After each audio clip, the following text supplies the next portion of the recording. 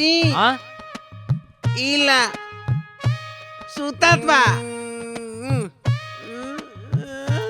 बेटा ई ल।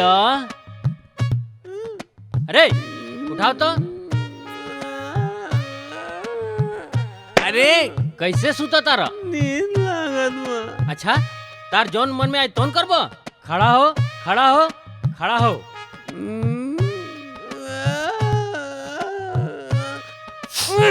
ए ए अच्छा ये बताओ बेटा, तू एकर पहले पाकिस्तान में पढ़त रहला?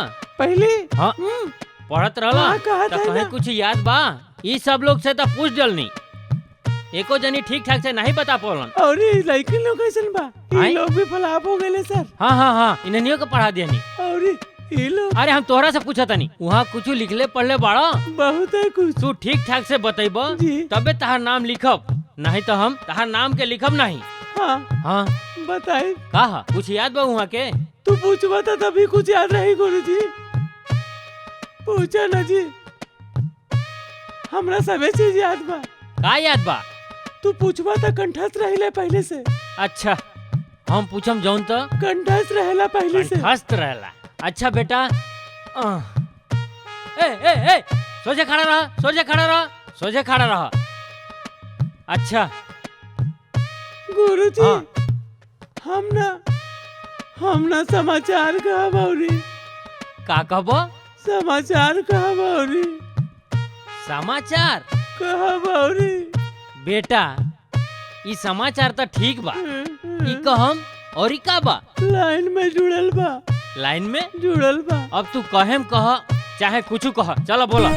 की आकाशवाणी खोखली मसान घाट बा।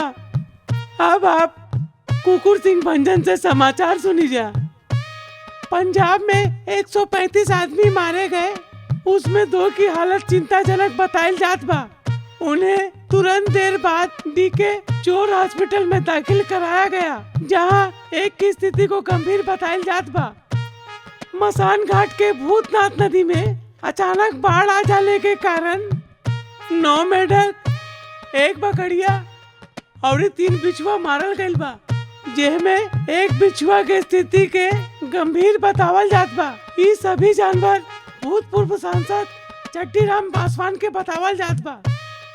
नथुनिया राम चौपट के यहाँ कौनो अज्ञात चोरवन से धावा बोली के 1 खचिया गोबर, 2 बाल्टी घिवा बासी एवं आधा किलो खल्ली चूना नंदवा लेकर फरार बतावल जात बा।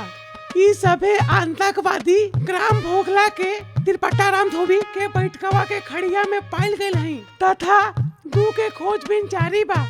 मुगल सराय से दिल्ली जाने के लिए पैसेंजर गाड़ी 12:02 में रवाना हुई। नकचढ़ा स्टेशन के पास एक मरखंडा बैल ने अपन दोनों सिंगवा से उलट दिले। गाड़ी के ड्राइवर चट्टीराम पासवान हैंडल के नहीं संभाल पाइले तथा गाड़ी के सभी डिब्बा ढुलुक ढुलुक ढुलकते हुए एक गढ़वा में समा गइल। कौनो हता नहीं भइल, परंतु घटना स्थल पर एक मच्छर के दर्दनाक मौत हो गइले। एकरे बदे ठुमरी के गायिका श्रीमती त्रिपटिन माई ने बहुते दुख व्याप्त कैली एवं मृतक के परिवार वालन के 2 चप्पल देवे के घोषणा कैली। अंत में मौसम के बारे में जानकारी। आवे वाले 24 घंटा में खोखली और बलिया छपरा में गरज के साथ रोहू कतला गिरे के चड्डी गिर गई। भाग भाग भाग भाग भाग भाग चलो ने भाग। अब हम ये स्कूल में ना पढ़ा सकनी दादा।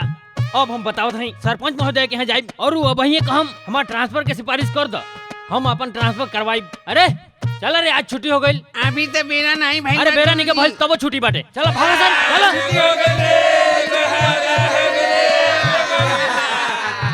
नीमन भइल रे। सुना ना रे, कल स्कूल आइबे रे। हम तो नहीं आइबे। हमू नहीं आइब रे, 1 हफ्ता नहीं आइब। हां कहां जाइबे रे? पटना जाइब। हमहू जाइब रे। रामू ए बेटा रामू, मास्टर जी हमार बेटवा कहां बा? अब वही तो छुट्टी भइल हटे, वो घर और गइल होई। का बात है? अब हम ओकर ब्याह करब यार। के कर? रामू हमार के बेटा अभी के हो। लड़का के ब्याह करबा? हां हमार जमाना में गुरुजी छोट छोट रहनी तभी बियाह हो गए हमार। तब के बाद पुरान हो गई चमारू, अब वो जमाना नहीं रह गई। अभी ठीक से पढ़े तो लिखे दो, तू जैसन अड़हर रहला अपना लड़को को वैसे अड़हर बनेबा का हैं?